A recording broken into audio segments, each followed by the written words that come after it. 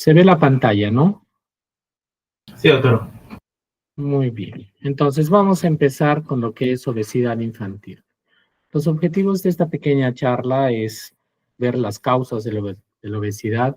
Vamos a analizar la fisiopatología, cómo hacemos el diagnóstico, qué complicaciones puede tener este problema de salud pública que ya está siendo cada vez mayor, y vamos a tratar de ver las pautas de manejo del tratamiento de la obesidad en niños, no en adultos, que es diferente. Muy bien.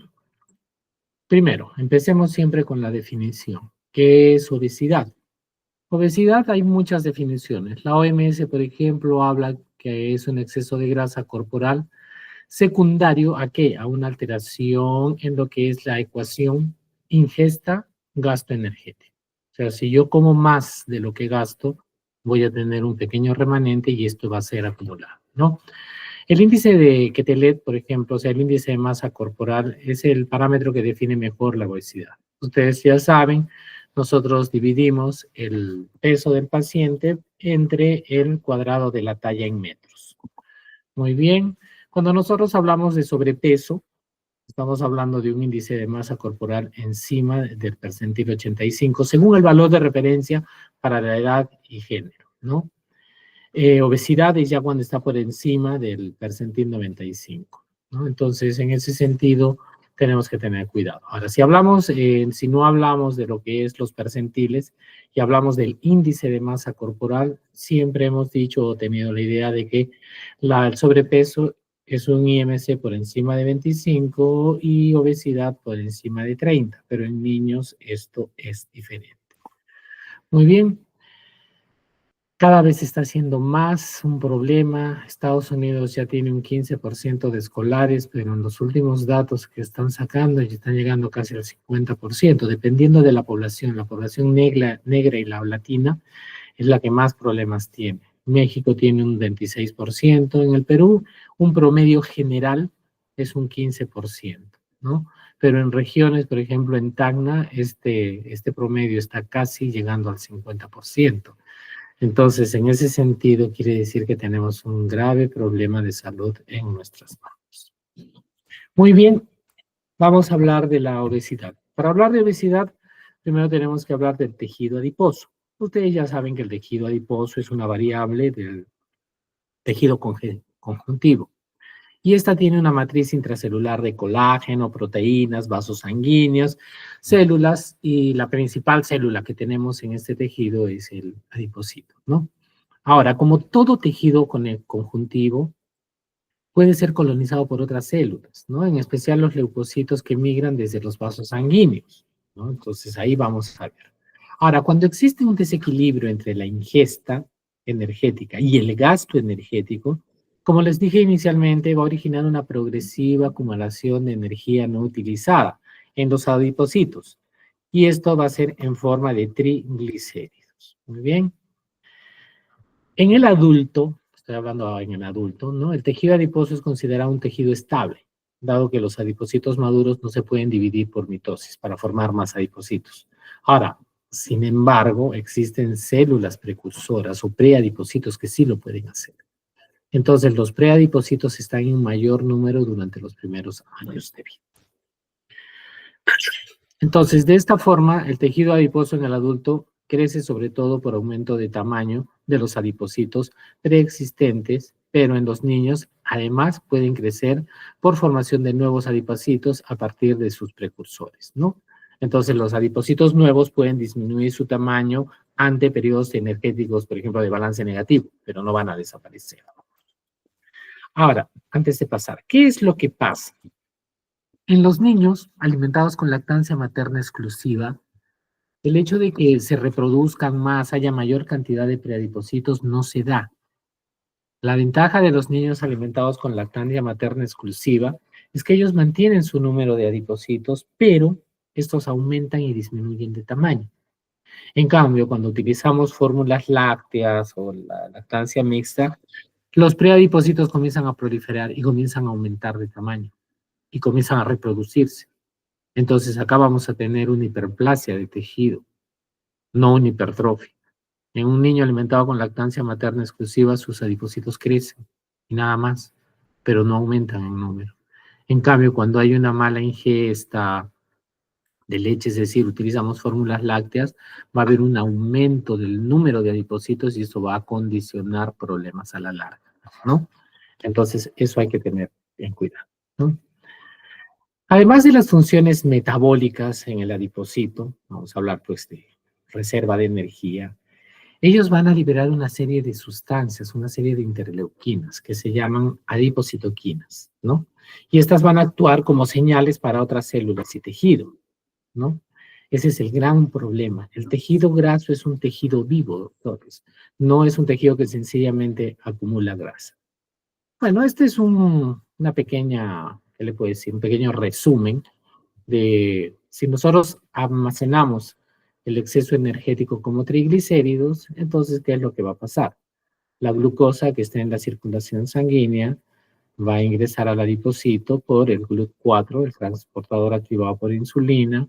La glucosa se va a transformar en 6-fosfato deshidrogenasa. Vamos a ir a la mitocondria, se va a producir citrato. De ahí va a venir la acetilcoenzima A carboxilasa y lo va a ingresar. Esto se va a convertir en malonilcoenzima A y se van a formar ácidos grasos, ¿correcto? De ahí va a venir una molécula de glicerol que tiene 3 terminales y los ácidos grasos se van a unir a cada uno de estos terminales. Por eso se llama triglicéridos, ¿no?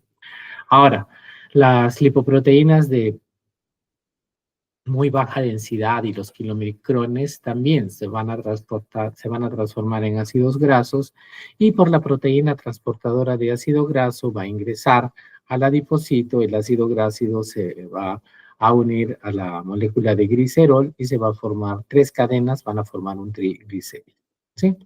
Esa es más o menos la idea de cómo se forma. Ahora, hablando de las adipocitoquinas. La primera que tenemos es la adiponectina. Esta es una proteína que es producida y secretada solo por el tejido adiposo. Entonces tiene acciones metabólicas. A mayor nivel de adiponectina, a ver, mayor entrada de glucosa al músculo, mayor oxidación de ácido graso, y esto va a disminuir los ácidos grasos circulantes, todo lo cual va a ser facilitado por la acción de la insulina. En los casos de la obesidad, por ejemplo, y la caída de los niveles de adiponectina, se va a dar una situación inversa, la insulinoresistencia. Acá tenemos, ¿no? La disminución de peso, las proteínas de soya, los ácidos grasos insaturados van a estimular la producción de adiponectina. Esto va a aumentar el ácido cítrico. Entonces, ¿qué es lo que va a pasar?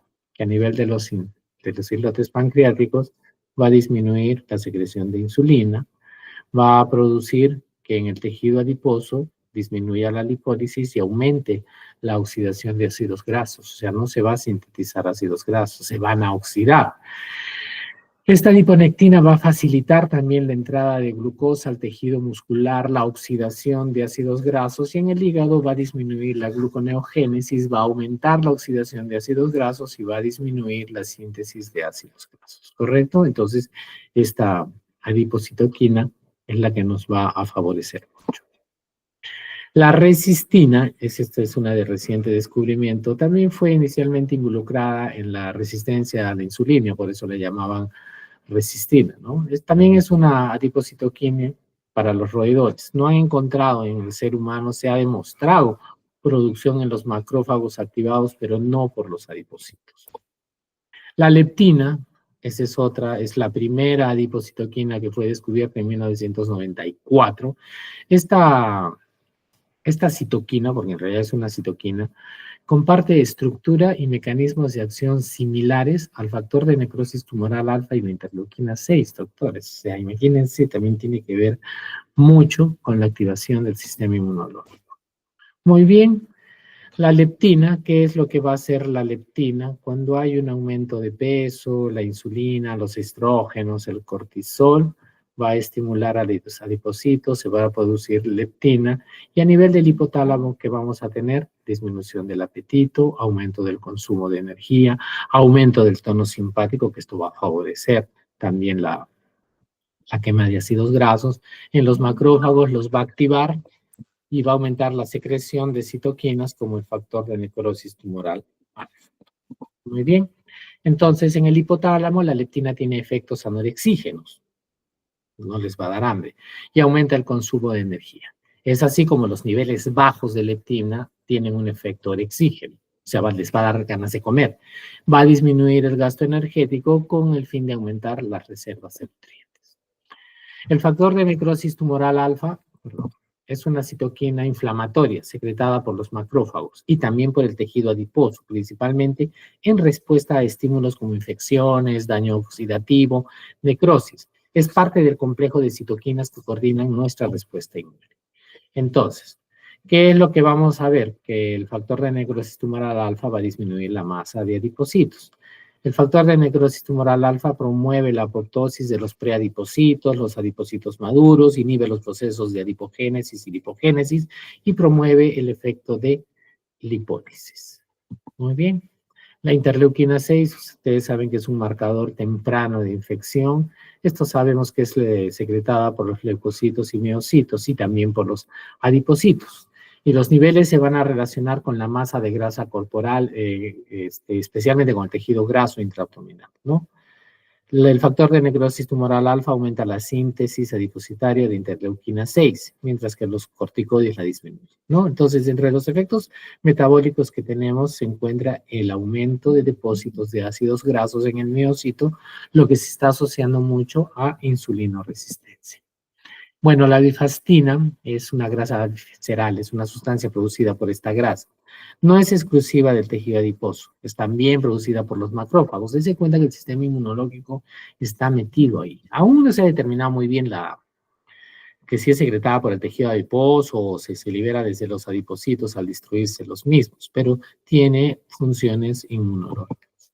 Muy bien, en resumen, tenemos adipocitoquinas que pueden ser prohiperglicemiantes y antihiperglicemiantes. La resistina, el factor de necrosis tumoral alfa, la interleuquina 6 y otras interleuquinas, citoquinas, son prohiperglicemiantes. Las que nos favorecen, las antihiperglicemiantes, son la leptina, la adiponectina, la bifastina, la aumentina.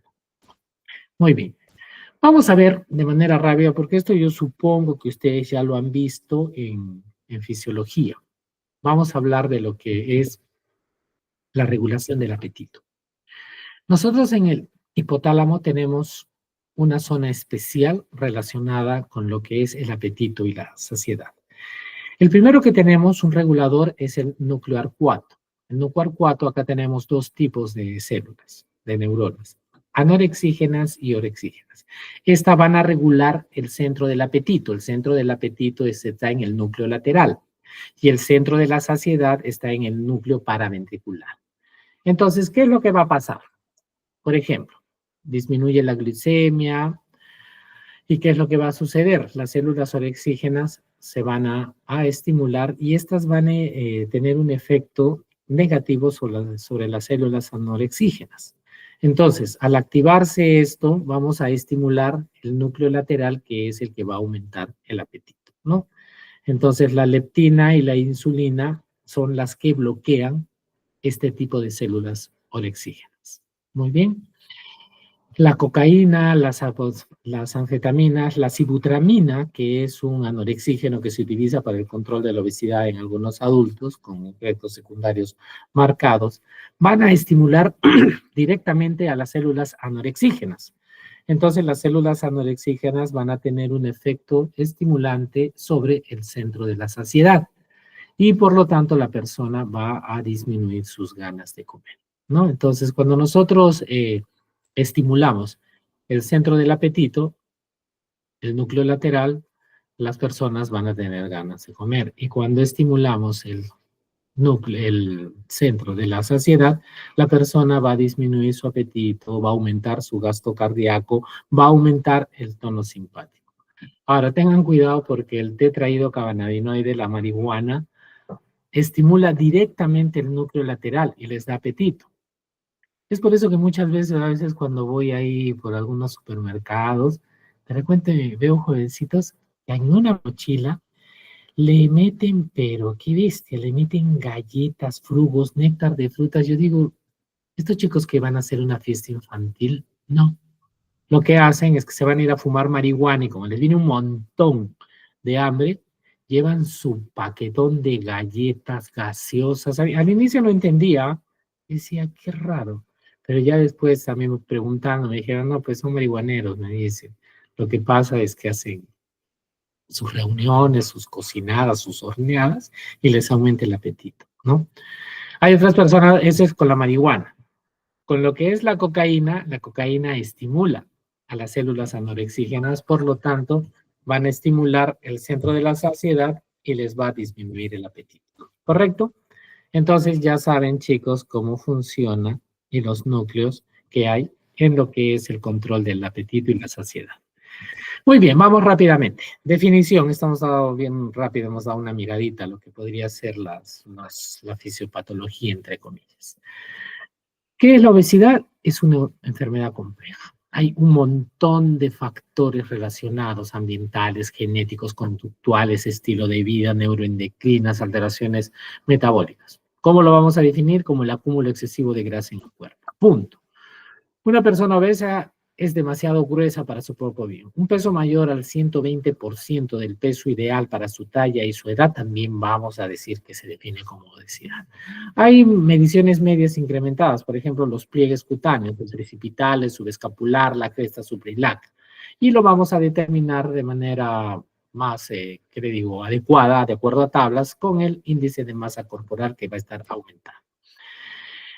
En niños menores de 2 años, por Dios, no existe la obesidad. Inclusive es un poco complejo hacer el diagnóstico hasta los 5 años por la variación que hay de la grasa en el organismo. Ahorita vamos a tocar ese tema, ¿no? Entonces, para hablar de obesidad, hablamos en niños ya mayores de 2 años, pero el mayor de 2 años está en riesgo. Ojo, no es que tenga obesidad definida, ¿no? Entonces, sobrepeso, índice de masa corporal encima del percentil 75, obesidad más del 85, obesidad grave por encima del 97. Muy bien, estamos. Acá tenemos los criterios de sobrepeso en adultos, estamos hablando ahorita. Normopeso de 18 a 24.9, sobrepeso de 25 a 29, obesidad más de 30 hasta 34.9, grado 1, de 35 a 39.9, grado 2, y ya grado 3, encima de 40, u obesidad mórbida, ¿no? Acá tenemos los valores, el peso insuficiente, por ejemplo, es menos del índice de masa corporal 18.5. Entonces, lo normal y lo que nosotros tenemos que propiciar es que entremos entre 18 y menos de 25, ¿no? Este es un consenso del 2000, donde hablaban de hasta 4 tipos de obesidad, ¿no? Siendo ya la mórbida entre 40 y 49 y ya la extrema es más de 50. Muy bien, acá les dejo una tabla que hasta ahora está vigente acerca del índice de masa corporal en niños por edad. Acá tienen 2 valores normales para la edad. Por encima de esto está con sobrepeso y por encima de esto está en obesidad. Muy bien, es lo que le quería decir. Hay una variación fisiológica de grasa en los niños, ¿no? Durante el primer año de vida, la grasa va a aumentar. A partir de ahí va a disminuir hasta los 6 años, pero este es un periodo de máximo crecimiento y nuevamente va a aumentar entre los 7 y los 8 años, lo que se conoce como rebote de grasa, ¿correcto? Pregunta de examen por si acaso. ¿Cuál es la etiología de la obesidad? Lo primero que tenemos que ver es los tipos. La obesidad puede ser endógena o puede ser exógena. La exógena o por malnutrición corresponde al 95% de los casos, o sea que de 100 gordos, 95 pues porque comen un montón. Porque muchas veces he tenido niños bastante gordos en la consulta y la mamá pues la clásica. Ay doctor, ¿no será la tiroides? Pucha, pero si la veo a la mamá y está gorda, veo al papá y está gordo, debe ser la tiroides, salvo que sean hipotiroideos. Pero generalmente en un 95% es que comen mucho. Un 5% ya es endógena, ¿no? Tenemos causas genéticas, tenemos hormonales, ¿no? Un síndrome de Cushing, una enfermedad de Cushing también por uso de corticoides en niños, por ejemplo, con síndromes nefróticos, con púrpuras resistentes, todo eso, ¿no? El hipotiroidismo, de lo que estábamos hablando, el hiperinsulinismo, que puede ser congénito por un insulinoma, por ejemplo, por alteraciones hipotalámicas, el ovario poliquístico, el hipogonadismo, ¿no? Y otras rarezas cardiovasculares que pueden ser la causa de obesidad, pero ojo, esto solamente es un 5%. Ahorita vamos a ver también una pequeña diapositiva donde nos va a ayudar a cómo diferenciar, pues ustedes me dirán, pues ya no 25, pero yo cómo podría sospechar que de repente esto puede ser una causa endógena. Ahorita vamos a ver, muy bien. Bueno, las causas más importantes de obesidad son genéticas, metabólicas, psicológicas, socioculturales, el sedentarismo, las neuroendocrinas, las medicamentosas, nutriciones altamente calóricas y multifactoriales. Muy bien. Ahora, ¿cómo actúa la base genética? Tiene diferentes mecanismos. ¿Por qué? Porque hay preferencia por determinados tipos de alimentos, ¿no? Sitios donde comen solamente pura harina, por ejemplo, ese es un gran problema. El gasto energético también se hereda, ¿no? Personas bastante gruesas, ¿no? El patrón de crecimiento que han tenido, la distribución que tienen de la grasa. Acuérdense que la grasa abdominal es la más peligrosa y es un indicador de riesgo a la larga. El efecto termógeno de los alimentos. Hay alimentos que son altamente calóricos, los frugos, los néctar de frutas, las harinas muy procesadas, ¿no? Esos quequitos, los marinela, todas esas cochinadas tienen un efecto termógeno. Lo que les gusta, las galletas esas de chocolate que vienen, que son adictivas, ay, yo no me acuerdo, pero yo las detesto. Son unas marrones con negras, con la parte blanca, oh, no, por ahorita, bueno, ahorita les digo. Y también va a depender mucho del grado de actividad física. Si el papá no hace ejercicio, no da ese ejemplo, el niño tampoco va a tener ahí, no va a tener un ejemplo a seguir. Es por eso que no, ni siquiera salen a hacer un poco de actividad física. Muy bien. Estos son los genes, si estamos hablando de causas genéticas.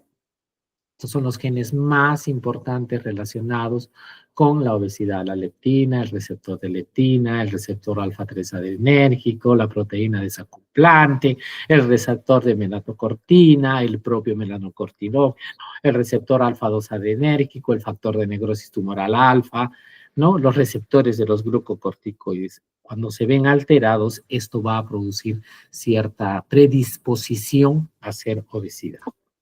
Ahora, obesidad y herencia. ¿Cuál es el riesgo de tener hijos obesos? Si los dos papás son normales, hay un 3 a 7%. Si un papá es obeso, 40%. Y si los dos son un par de pelotitas, bingo, doctor, es 80% de probabilidad de que salga obeso. Termine obeso más que todo. Las causas metabólicas, tenemos que tener en cuenta que el uso energético de calorías depende de las personas. Hay unos que son más eficientes utilizándolas, las calorías. Por lo tanto, mantienen su temperatura corporal, llevan sus procesos metabólicos basales, tanto en reposo, en actividad física diaria, lo que condiciona un eutrofismo, ¿sí?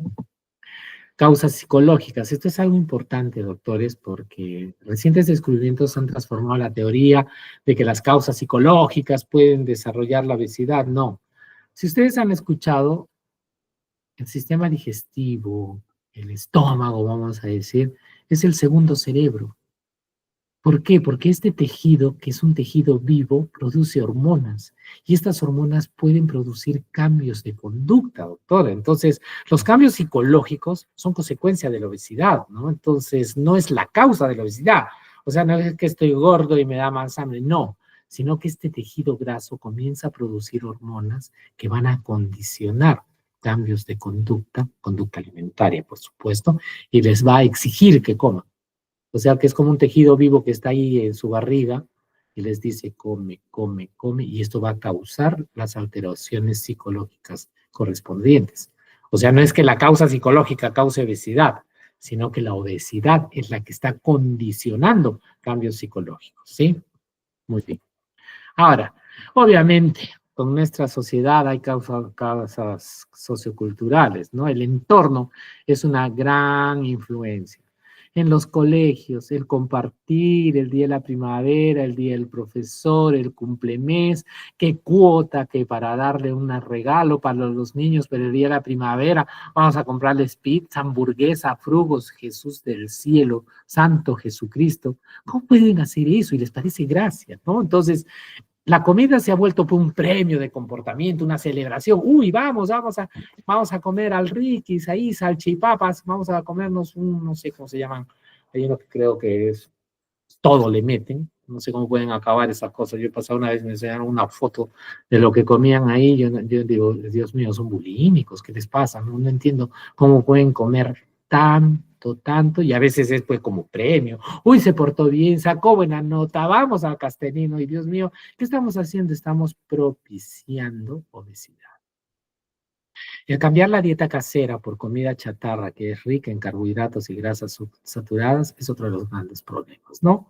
Y ahí es donde se ingiere una cantidad ilimitada de alimentos, ¿no? De calorías vacías, acumulables son, ¿no? Las golosinas, las gaseosas, ¿no? Obviamente deberían haber solamente 2 comidas al día y se la comen sin masticar algo, ¿no? Entonces, antiguamente, pues, la gordura era hermosura, ¿no? Como los dibujos de Botero, no sé si han visto un autor, pintor, que puro gordo dibuja, ¿no? Entonces, hay que ver y ese concepto ya ha cambiado. Ya las gordas ya no son hermosas, ¿no? Ahora se han ido al otro extremo también, pero bueno, ese es otro cantar. Muy bien. El sedentarismo, Jesús del cielo. El sedentarismo es una causa importante de disminución de gasto de energía. Falta de juego al aire libre, no hacen deporte, actividades sedentarias. Televisor en el cuarto. El televisor en el cuarto es una causa de obesidad en las personas. Trabajar o jugar, o sea, trabajar trabajos remotos o estar siempre en la computadora es un problema. Los celulares, las tablets, los controles remotos, los ascensores, los vehículos. Yo me acuerdo que en Tarán hasta ahora hay un médico que está programado en emergencia, por decir, y cuando se va a almorzar, agarra, se sube a su carro y se da la vuelta hasta el comedor de nutrición que está por la capilla. Así, se sube a su carro y va en carro, ¿eh? No camina, o sea, tiene el carro ahí, se sube y cuando regresa, va en el carro, lo regresa, lo deja cerca de emergencia y se va ahí. Y digo, no pueden caminar, no es mucho, por Dios. Igual antes. Uy, que está hablando de mi época. ¿A qué hora nos encontramos? A las 5, pucha, que a las 5 todo el mundo estaba en la calle jugando, fastidiando. Los chicos de ahora, listo, ¿a qué hora nos encontramos? A las 5 y todos desaparecen, se meten a su casa. Yo digo, ¿y cómo juegan estos? En línea, en red y todo eso. Entonces, todos esos hábitos, producto de la tecnología, del estilo de vida que tenemos ahora, propicia el sedentarismo y la obesidad. Bueno, las causas neuroendocrinas, que es un 5% como hemos visto, tenemos una obesidad de origen hipotalámico, la enfermedad de Cushing, el hipotiroidismo, el ovario poliquístico, deficiencia de hormona de crecimiento. Esto es un problema. Las causas medicamentosas. Ay, ahora todo el mundo está estresado, está ansioso, tienen depresión. Ya he visto a los niños ya a 7, 8 años dicen, estoy con depresión. Chuta, depresión a los 8 años. Dios mío, ellos mismos se diagnostican. ¿Y cuál es la causa de tu depresión? Mis papás, ¿no? Escucha, nosotros los papás somos la causa de depresión de los chicos ahora, ¿no? Entonces ya vienen con esas cosas, ¿no? Obviamente sí, pues hay patologías de adultos que requieren antidepresivos tricíclicos, pero la mayoría de antidepresivos tricíclicos se ha visto que aumentan la grasa, aumentan el peso y los lleva a la obesidad, ¿no? También, como les dije al inicio, el tratamiento con corticoides prolongados, síndromes nefróticos, púrpuras trombocitopénicas, resistente a corticoides, también aumentan la grasa presentando obesidad. La ingesta excesiva de energía se da por patrones culturales, influencias sociales, ya cuando son más grandes, ya vamos mi cumpleaños y se van a comer por ahí, los hábitos que son adquiridos, el tipo de alimento, las pastas, ¿no? También, ya que ustedes han visto en las vitrinas, la propaganda que hay, ¿no? De las tortas, del pollo al abrazo, uno mire eso, pucha, dice qué rico, está viendo la imagen, uno ya siente el olor y ya comienza a salivar. Entonces, en ese sentido también los estímulos sensoriales de los restaurantes, los bares y todos los estobar ahora que dicen, es también ¿qué le digo? Una forma de estimular el hecho de que coman. Las alitas a la barbecue, me acuerdo que antes las alitas las botaban, esa era comida para los perritos, uno les daba.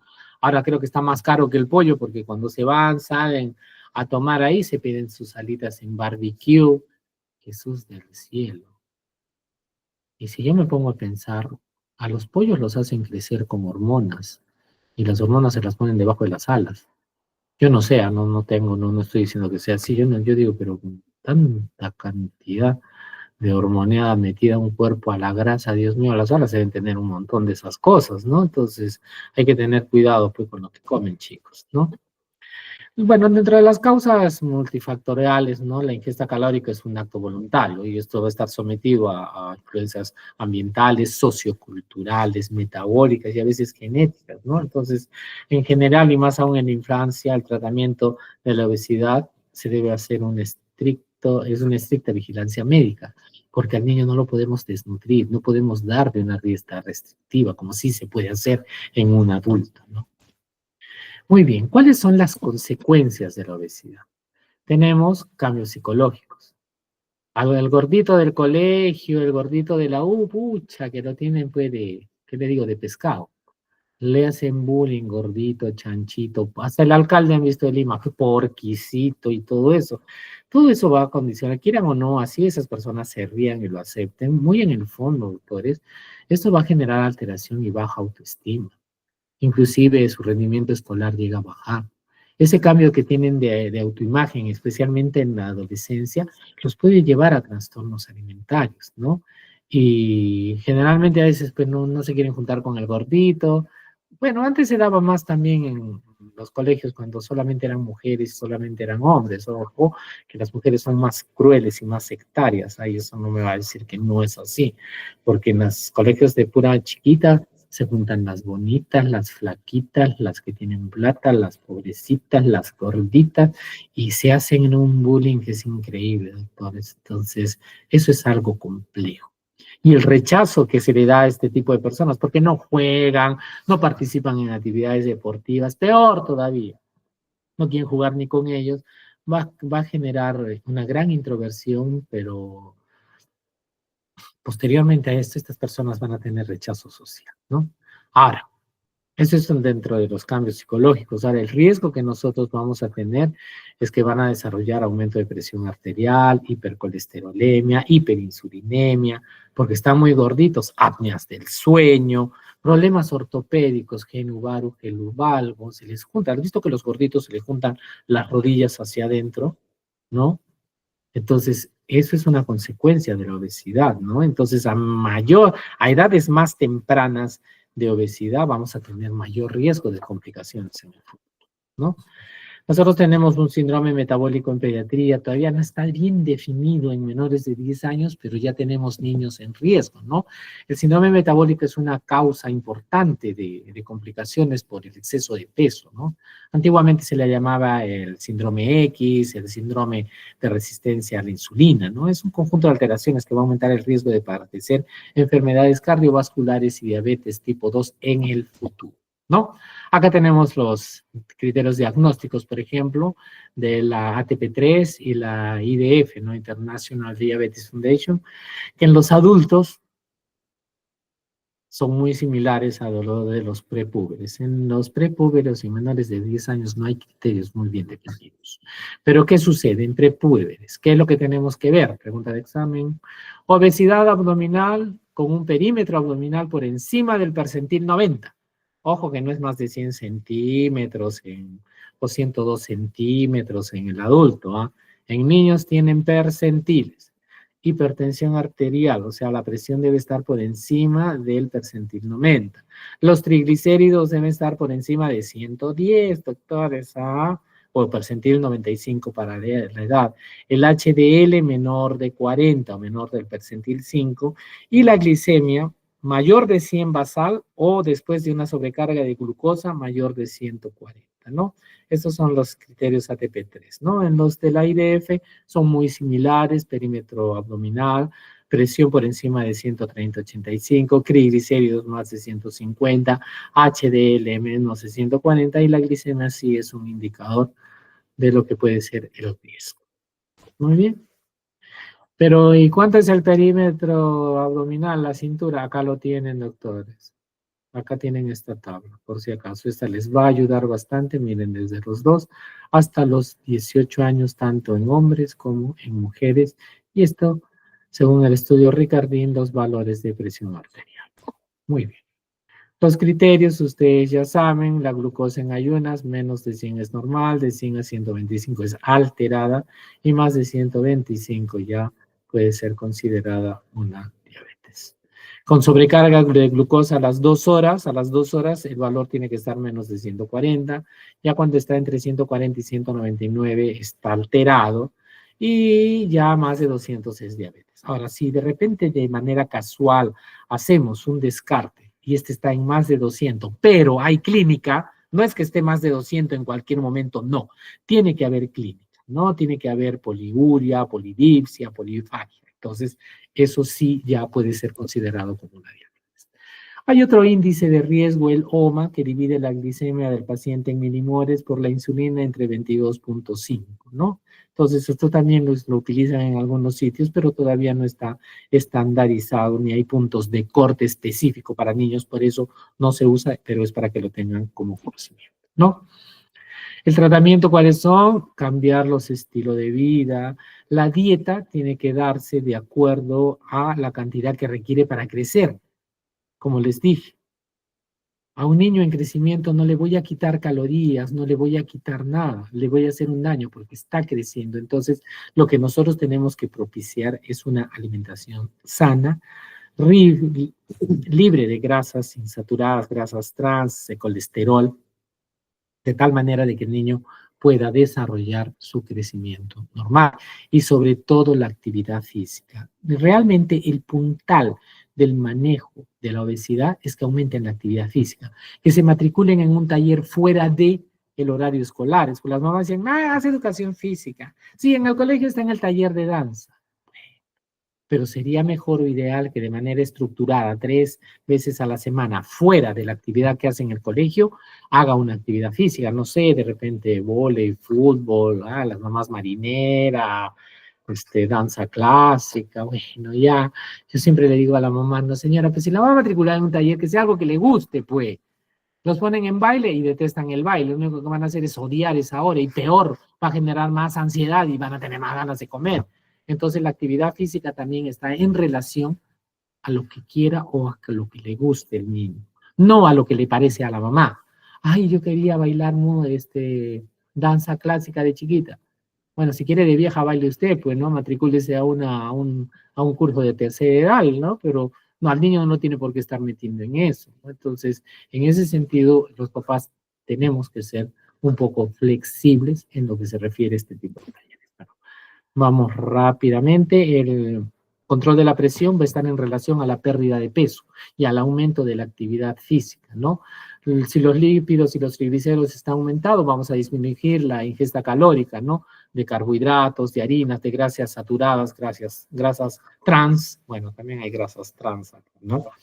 Entonces, en lo que se refiere a la glucosa, tenemos que estar también de la mano con el endocrino para valorar si es que vamos a tener alguna intervención desde el punto de vista medicamentoso, ¿no? El uso de medicamentos para esto, ¿no? Para la resistencia a la insulina, ¿no? Entonces, eso es lo que tenemos que ver. Ese tratamiento es, como les digo, multidisciplinario. La nutricionista, la asistenta, el endocrinólogo, el pediatra y todo eso, doctores, ¿no? Muy bien, ¿cómo vamos a hacer el diagnóstico? Ya, lo que nos interesa. 1, la historia clínica. 2, la antropometría, peso, talla, índice de masa corporal. ¿Qué le vamos a pedir a este niño? Un perfil lipídico, un perfil hepático, glucosa basal, insulina basal, TSH, T4 libre, proteína C reactiva y la edad ósea. Esto es importantísimo, doctores, la edad ósea en la muñeca, generalmente de la mano no dominante. ¿Por qué? Porque la edad cronológica a veces en estos niños está alterada en relación a la edad ósea. Un niño gordito de repente puede tener una edad cronológica de 8 años, por decir, pero una edad ósea de 10. ¿Qué quiere decir eso? Que este ya no va a crecer. Es por eso que a veces los gorditos de la primaria, todos grandes, abusivos, ya que a los flacos los paran golpeando, de repente llegan a la secundaria, a la pubertad, y de repente esos enanitos, todos flacuchentos, se pegan un estirón, lo sobrepasan al gordo y le dicen, pues, ahora pues. Y el gordito, que era el más grande, el más abusivo, de repente se queda ahí. ¿Por qué? Porque la maduración ósea es más rápida y mayor en los niños con obesidad. Muy bien, acá, lo que les decía, ¿no? Me decían ya, si el 95% es exógena y el 5% es endógena, ¿cómo me puedo yo ayudar a, a ver eso? Como siempre les digo con los grupos que trabajo, ¿no? En pediatría, lo que ustedes tienen que hacer es observar al paciente. Desde que entra ya lo están mirando. Entonces, si este paciente, este niño, tiene un fenotipo normal, es decir, se le ve gordito, pero está todo gruesecito, proporcionado, no se le ve dismórfico, no se le ve todo caderón, con papada, todo eso. Entonces, vamos con la primera parte, ¿no? Entonces, nosotros tenemos que si el fenotipo es normal, es decir, se le ve bien, está grueso, está mamado, está reforzadito, pero se le ve proporcional, entonces nos vamos a ir a la talla, ¿no? Tenemos dos opciones, que la talla esté normal o esté elevada. Ahora, cuando nosotros pedimos una edad ósea, una maduración ósea, si esta está acelerada o normal, vamos a decir que esta obesidad puede ser nutrición. ¿Correcto? Ahora, si tenemos un gordito con talla baja y le pedimos su maduración ósea y esta la encontramos retrasada, entonces acá vamos a tener probablemente una endocrinopatía, que puede ser una alteración en la hormona de crecimiento o puede ser un hipotiroidismo. Ahora, cuando tiene talla baja, pero su maduración ósea está acelerada, es decir, está por encima, entonces acá nosotros también tenemos que diferenciar si esto no ha sido porque usa corticoides, una enfermedad de Cushing o también una pubertad precoz, porque también eso se ve, doctores, ¿no? Entonces nosotros acá, viéndolo al paciente, evaluando la talla y la edad ósea, nosotros podemos ver si es que es una obesidad nutricional por endocrinopatía generalmente. Ahora, ya cuando lo vemos pues, todo gordito, han visto el síndrome de Prader-Willi, que es una alteración en el cromosoma 15, el Lawrence-Monmouth, el de Basker, el de Armstrong, ya pues uno de verlos, se les nota pues esos gordos todos caderones que caminan así con las manos medio abiertas, los brazos cortos, entonces cuando tengan un fenotipo, lo miren y digan, pucha, que este gordo está medio deforme, entonces a este sí, vamos a decirlo desde el punto de vista, puede ser una causa compleja genética, ¿ya? Muy bien. Tratamiento de la obesidad. A ver, ¿cuáles son los tratamientos clásicos? ¿Las dietas bajas en calorías? No. ¿Anorexígenos y butramina? No. ¿Agentes hormonales? No. ¿Agentes inertes, o sea, para que boten y no absorban mucho? No. ¿Horquillas en la oreja? No. ¿Laxantes, diuréticos, digitálicos, técnicas quirúrgicas? No, pero doctor, ese niño no va a peor. ¿Sí? ¿Cuál es el tratamiento? Uno, tenemos que evitar los medicamentos para suprimir el apetito o que interfieran la absorción de grasa, ¿no? Entonces, estos medicamentos no han sido utilizados en población infantil.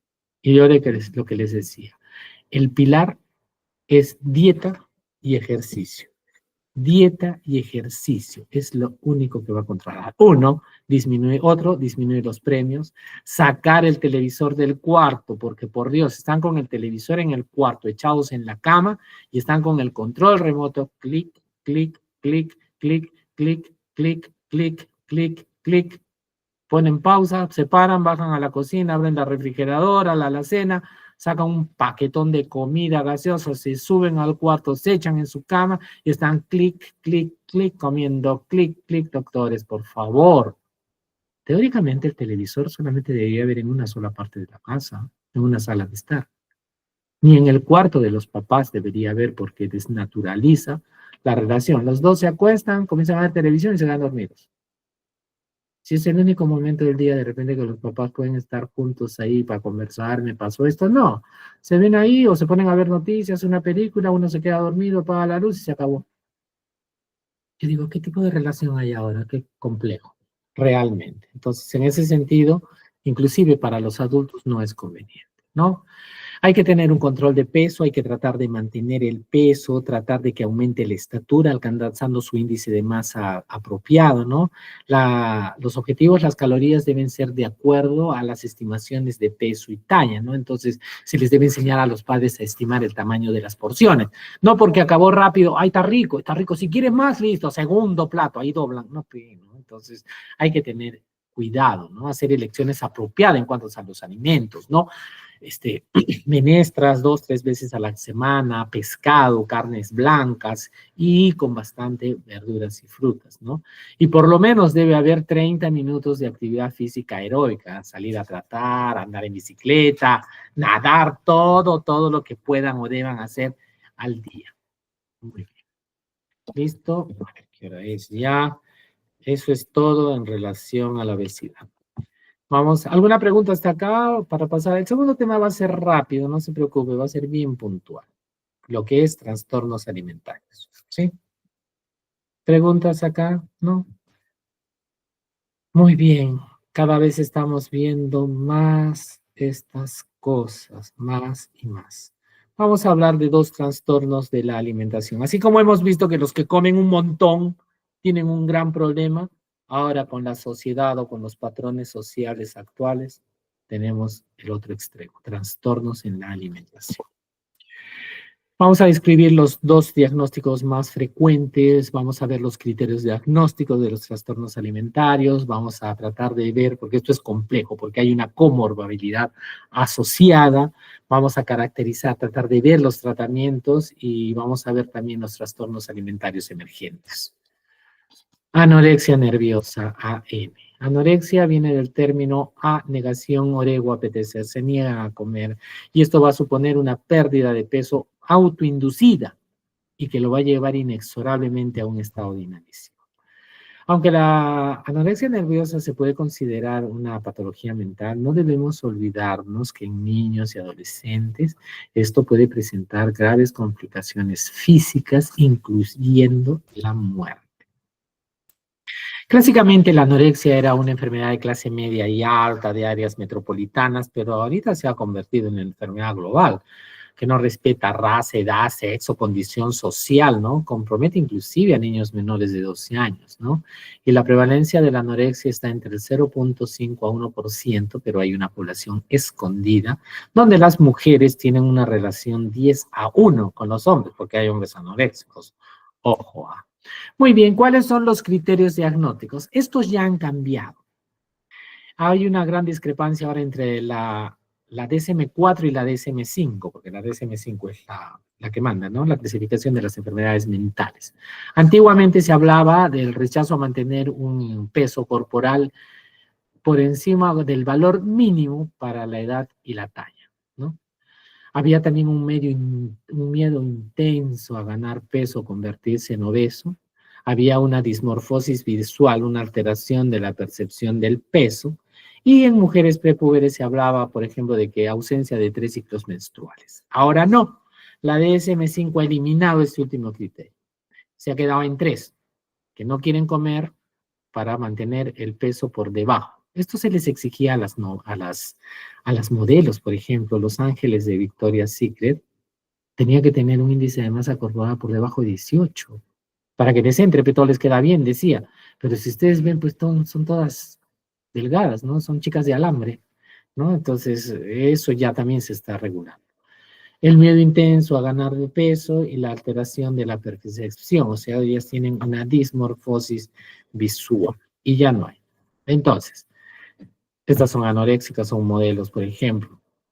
Primer criterio, no quieren su peso normal, tienen que estar por debajo, por inferior al 85% del esperado. 1. 2. Así se ven, ¿ah? Miran así, no, yo no quiero terminar así, y no quieren convertirse en obesa, les entra una ansiedad de la patada y no quieren. Y esta es la famosa dismorfosis visual. Hay una alteración en la percepción. Mire, toda flaca, espinosa, y mira cómo se ve. Yo no sé, yo no entiendo, haciendo un pequeño paréntesis, cómo si una persona se puede autopercibir algo, nosotros vamos a tener que hacerle caso, ¿no? Yo siempre les pongo en un ejemplo de la autopercepción. Si viene una anoréxica y me dice, doctor, me veo, me siento gordo, quiero que me haga un banding o quiero que me haga una liposucción, ¿ustedes qué le dirían, doctores? En serio. O sea, si viene una anoréxica así toda flaca y como se autopercibe gorda, me exige que yo le haga un banding. ¿Ustedes qué le dirían? Que se vaya al psiquiatra, pues, o no. ¿Por qué? Porque está percibiendo algo que no es. Ahora, para el caso de la anorexia sí lo tenemos como patología y como enfermedad. Pero les dejo una pregunta, y para el caso de los que se autoperciben hombres o se autoperciben mujeres y quieren reasignación de sexo, ¿no sería lo mismo? Bueno, mejor no entro en discusión de ese tema, pero se los dejo como pregunta, para que vean que la autopercepción es patológica, es anormal, ¿ya? Cada quien puede sentirse o percibirse lo que quiere, pero que a mí me vengan a decir que yo lo perciba así, por favor, ahí sí ya mi límite de tolerancia llegó. Yo no puedo hacer una dieta restrictiva a una flaca, a una desnutrida que se autoperciba gorda. Por Dios. Entonces tengan mucho cuidado con la evolución de la sociedad y sus autopercepciones. Muy bien, sigamos. Más o menos, esto es bien interesante, a mí me gusta esto. Esto es la, vamos a decir, la fisiopatología de la anorexia. El punto básico acá está en el ayuno. No quieren comer. ¿Por qué? Porque pueden haber factores biológicos, una predisposición genética, delgadas, factores sociales, por ejemplo, ¿no? La sensibilidad de la persona, el perfeccionismo, ay, que tienes que estar como una Barbie, uy, la mamá también que va al gimnasio, que está aquí, la otra quiere estar igual, temor a madurar también, experiencias sexuales tempranas, esto es importante porque la mayoría de anoréxicas han sido abusadas sexualmente y por eso no quieren madurar, porque como han sido abusadas sexualmente, ellas creen que tienen la culpa de ese abuso, porque la mujer es así, ¿eh? Cuando pasa algo se autoculpa, se autodestruye. En cambio, en el hombre destruye al resto, destruye el entorno. Es una conducta normal. Entonces, como han tenido experiencias sexuales tempranas, porque también puede haber abuso, no quieren madurar, no quieren que las vean, no quieren que las toquen. Es bastante complejo, ¿no? La influencia familiar, lo que decía, ay, la mamá, pues ahí está la vieja que no sé hasta cuándo quiere ir al gimnasio. No está bien, no digo que esté mal, ¿no? Pero ya también llevan a los extremos, ¿no? Y a veces cuando ven a la hijita gorda, uy, la fastidia, inclusive entre la familia, se hacen bullying, conflictos, problemas personales, las influencias sociales, las expectativas, los estereotipos, ¿qué van a hacer? Van a condicionar cambios de comportamiento. El descontento con el cuerpo que llevan, buscando una fanática percepción de tener que ser flacas y perfectas. Si a esto le unamos la pubertad, Jesús del cielo, hipertrofia de amígdala, de zona prefrontal, dudas, aparición de deseo, autopercepción, puede que lleve a esta persona a generar un ayuno. Dejan de comer, pierden peso. Si pierden peso, se desnutren. Si se desnutren, cambia su personalidad, se tornan agresivas, escapistas, se meten a su cuarto, no hablan con nadie. Esto va a generar cambios mentales que va a perpetuar la necesidad de ayuno, pierde de peso, se desnutre, cambios psicológicos y todo esto lleva a un factores perpetuantes de esto. Todo partiendo de esto, llegando con el descontento de su cuerpo a un ayuno. Y el ayuno es el que va a condicionar toda esta perpetuidad. Muy bien. El ayuno va a ser toda una gran deflexión de glucógeno, magnesio bajo, calcio bajo, zinc bajo. En el estado metabólico va a haber amenorrea, bradicardia, hipotensión, ortostatismo, hipotermia. Son frías estas flacas. Dios, y en las fases finales pues ya hay cetosis, reducción del catabolismo, hacen un síndrome cerebral orgánico con confusión, letargo, coma y muerte. Cuando utilizan la purga de por medio algunas, es decir, se purgan, vomitan, hay una alcalosis hipoclorémica con hiponatremia, pueden llegar a empeorar la acidosis por el abuso de laxantes. Esto va a generar miopatía, cardiopatía, hacen ICC, hacen hay una disminución de fuerza, se caen estas chicas, no pueden caminar, tampoco hemos tenido bastantes, y esto va a condicionar arritmia y muerte súbita. Bueno, antes había jarabe de ipecacuana que lo utilizaban para las diarreas producidas por la radioterapia, es un derivado del opio, eso ya no existe, pero en algunos sitios todavía hay. Toman un montón de agua. Entonces, si toman litros de agua, también están que toman, se van al baño y toman agua, no comen, para quitarse el hambre encima. Eso va a ser una hiponatremia dilucional, va a haber una sobrecarga de agua. Al haber una hiponatremia en el vaso sanguíneo, la osmolaridad baja, la osmolaridad normal dentro de la neurona, el agua va a migrar al sitio más concentrado, va a haber un edema que puede condicionar de neuronas del cerebro, convulsiones y muerte. Y también va a haber un síndrome de realimentación. Cuando volvemos a tratar de que estas guaguas coman, tenemos que tener cuidado, dosar bien el fosfato, el magnesio. Tengan en cuenta que el fósforo extracelular va a caer abruptamente al ingresar al espacio intracelular luego de que comenzamos a administrar alimento o dextrosa endovenosa o lo realimentamos muy rápido, ¿no? Entonces, ¿qué va a pasar? Que cuando ya las captamos, las diagnosticamos, las hospitalizamos, es un error querer o pretender que coman normal. No, estas guaguas tienen que empezar con una dieta de 40 kilocalorías por kilo y no pasar de las 1200 por sobre el peso que tengan, ¿no? Y hay que tener cuidado porque hay que fraccionarla. Ellas hacen retención de CO2.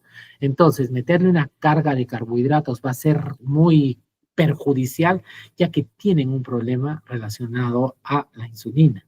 Entonces, ¿qué va a generar esto? Va a generar que comiencen a hacer un edema bárbaro, comiencen a tener delirios, van a hacer una insuficiencia cardíaca, una arritmia y se van a morir.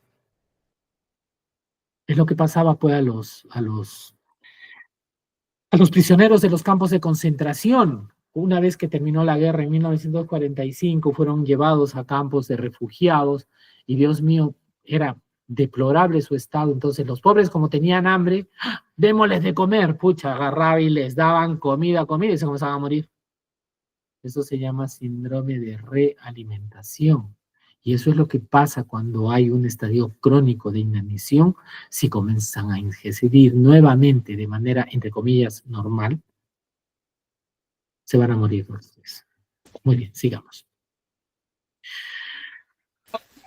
Esto generalmente son las alteraciones que van a encontrar. Van a encontrar una piel seca, amarillenta y con bastante pelito, con lanugo. Allá en Calana tenemos una anoréxica, está de libro.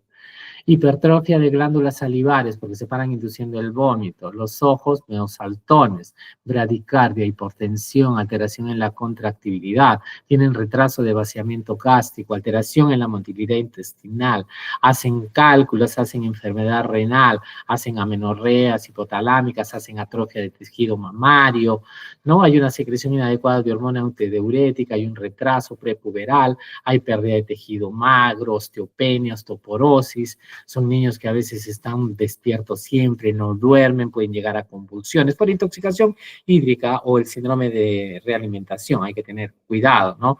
Hay atrofia cerebral, letargo, estupor, coma, ¿no? Entonces, en ese sentido hay que tener cuidado, ¿no? Entonces tenemos que tener cuidado con la iatrogenia también, con el síndrome de realimentación. Les damos comida muy, ay, acá una sonda, el alimento, porque eso hacen. No, tiene que ser algo gradual, paulatativo, ¿no? Porque si no, se nos va a descompensar. Comienzan a vomitar y hacen hasta neumonías aspirativas, doctores. El comportamiento, la alteración, hay de trastornos de ansiedad, trastornos de personalidad, distimias, intentos de suicidio, inclusive llegan a matar también, porque no los dejan no comer. Entonces, todo eso tenemos que ver. ¿Qué vamos a pedir en estas guaguas? Su hemograma, su glucosa, urea, creatinina, electrolitos, su albúmina, prealbúmina, su examen completo de orina. Ojo, desde embarazo también, por favor. Hay que tener cuidado también, porque antes cuando lo tomaban, que la menorrea menos de 3 meses era anoréxica, lo que pasa es que está embarazada, estaba que vomitaba porque estaba embarazada, así que tengan cuidado. Hay que pedirle hormonas tiroideas, sexuales, osmolaridad, hay que ver si no hay enfermedad celíaca, en algunos sitios dosan vitaminas, hay que hacerle su electro, dosaje de drogas, porque a veces son marihuaneras, pero eso les aumenta el apetito, utilizan cocaína, ecografías ginecológicas, densitometría ósea.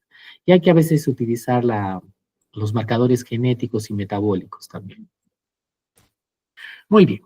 ¿Qué comorbilidades tienen estas guaguas? Porque no solamente es la anorexia, algo más siempre tienen. Tienen distimias, trastornos de ansiedad, trastornos obsesivos compulsivos, trastornos de personalidad, adicciones, como les he dicho.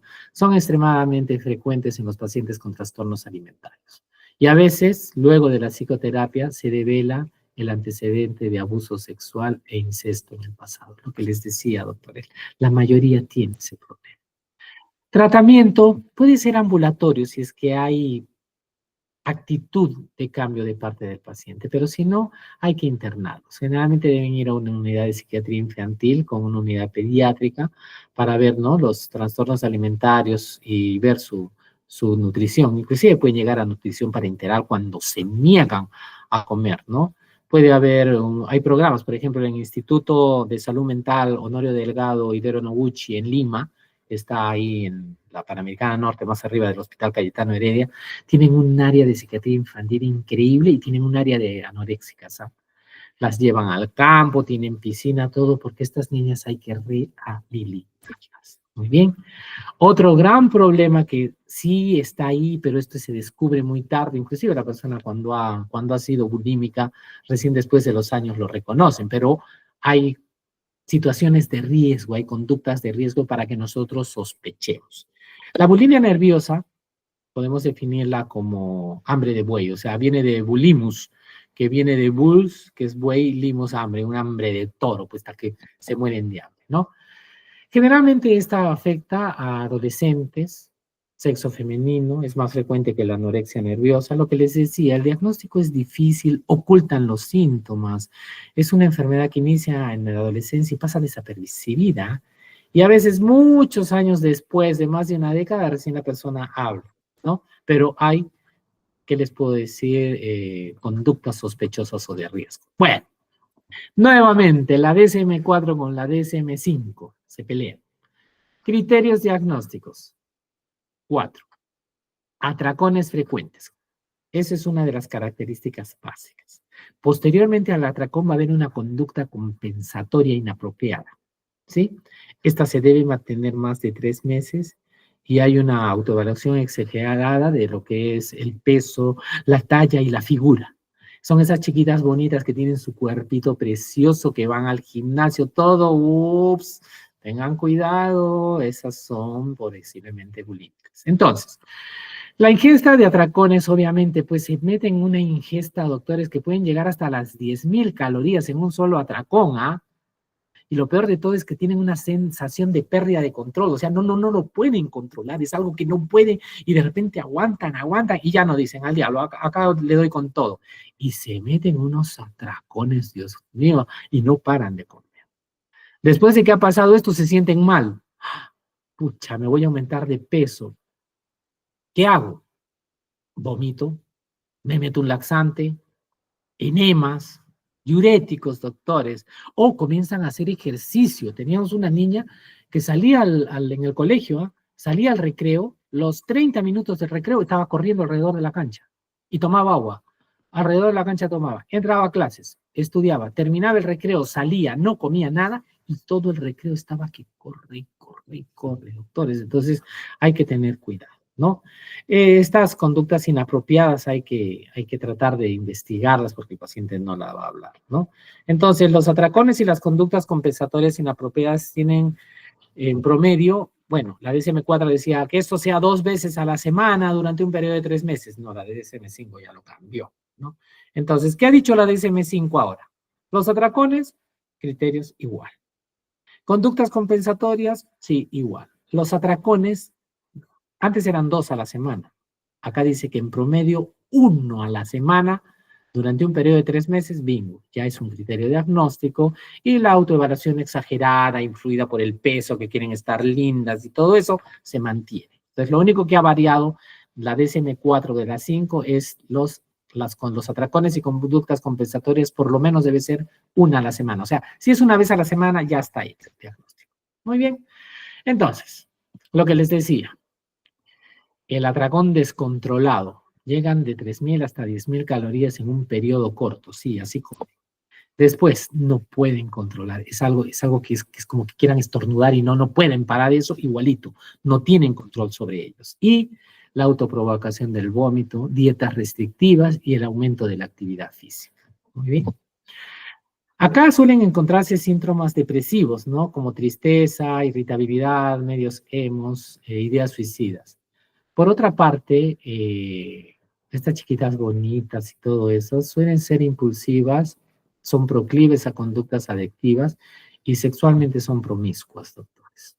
Entonces, por eso les digo, hay cosas que les permite sospechar. Bonitas, buen cuerpo, cuidando su figura, de repente se van a una fiesta y se desconocen y todo eso, y digan, uy, por acá puede haber algo, ¿no? Desgraciadamente, Internet con todos sus beneficios, ahora con la inteligencia artificial peor, hay círculos sociales, ¿no? Inclusive entre ellas se juntan, tienen páginas, comparten experiencia, por ejemplo, ¿no? Esto es esta es una captura que hice hace muchos años de lo que era estos foros, entre comillas, que tienen ellos, ¿no? Miren, así, así, siempre hay la organizadora del grupo. Feliz cumpleaños, Ana y Mía. Ana es anorexia, Mía es bulimia. Hoy es cumpleaños de Ana y Mía. Se debe hacer ayuno. Qué linda. A todas las princesas, recuerden el ritual. Ayuno completo. Pulsera roja en la mano izquierda si eres Ana. Pulsera morada, mano derecha si eres Mía. Compre el alimento que te guste y bótalo a la basura en ofrenda a Ana y Mía. Y agua y más ejercicio si puedes. Besos, princesas. No hay más que decir, solo que sigo afectada del corazón. La canción de hoy, Green Eyes de Coldplay. ¿Por qué será? Por Dios. Imagínense, doctores. Increíble. Y generalmente son chicas bien bonitas, doctores.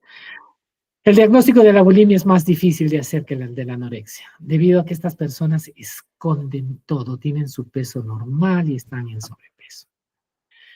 ¿Qué síntomas encontramos acá?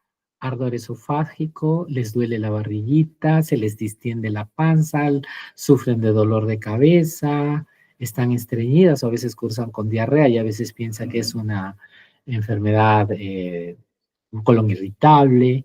Generalmente sus manitos son hinchaditos, les duele la garganta de lo que vomitan, pero doctores, y andan en depresión. ¿Qué signos podemos hallar?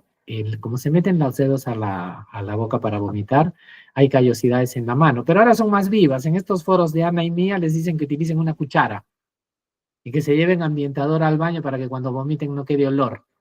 Se les va a encontrar hipertrofia de glándulas salivares, así como los alcohólicos paran con caries, tienen petecas faciales, la boca para toda inflamada, tienen úlceras orales, hay edemas de tobillos y periorbitario y tienen distensión abdominal.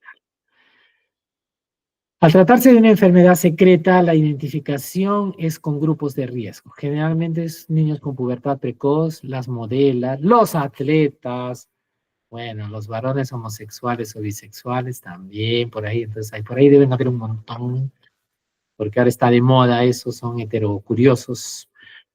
Ahora, en ese sentido, nosotros tenemos poblaciones de alto riesgo que hay que estarlas vigilando porque tenemos que mantener un alto índice de sospecha y vigilancia con estas guaguas.